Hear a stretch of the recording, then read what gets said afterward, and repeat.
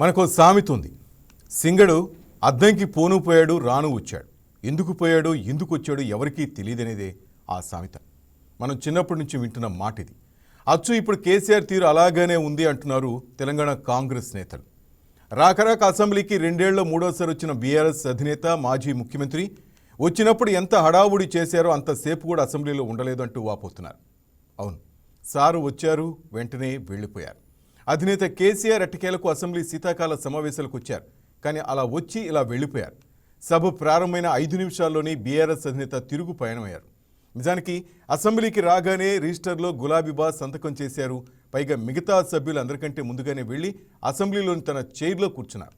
ఆయన ఆసక్తి సమయపాలన చూసి అంతా ముచ్చటేసింది. ఇక మాటల తూటాలు పేలుతాయనుకున్నారు. కానీ తూటా తుస్సుమన్నట్టు అనిపిస్తుంది.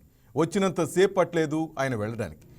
అసెంబ్లీ ప్రారంభానికి ముందు కూర్చున్నంతసేపు పట్టలేదు వెళ్ళిపోవటానికి.